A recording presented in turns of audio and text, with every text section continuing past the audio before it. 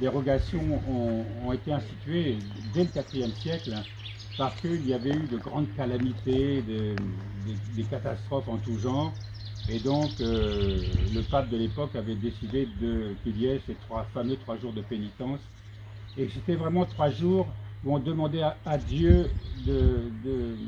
se convertir en quelque sorte, de demander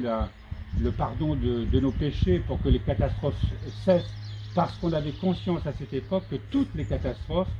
eh bien, étaient le résultat, la conséquence de nos fautes, de nos péchés, de notre éloignement de Dieu et de notre asservissement aux passions.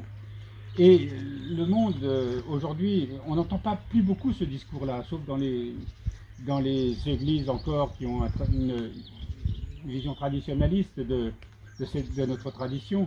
Mais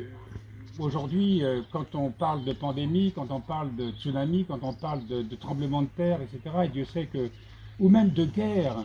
tout ça, tous les désordres, tout ce qui est provoque le malheur en quelque sorte, n'est que la conséquence de nos péchés. Voilà pourquoi nous récitons des psaumes et que là, il y a normalement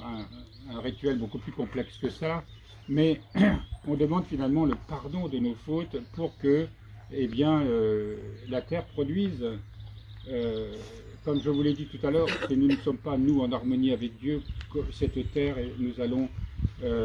ne produira pas les fruits que nous espérons, et il y aura le désordre qui s'installera en elle. Fertilité, qu'il la fasse produire au centuple, afin que nous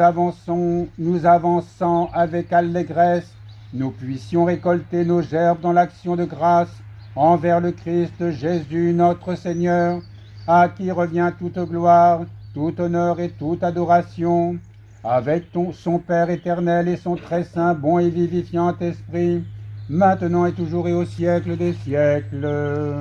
Amen.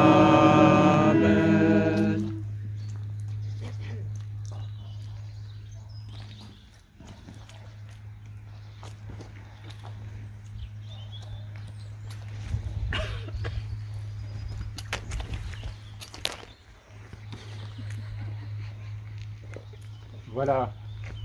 j'en ai profité pour bénir le diacre qui est juste dans le champ et qui certainement pensait qu'il en avait grand besoin.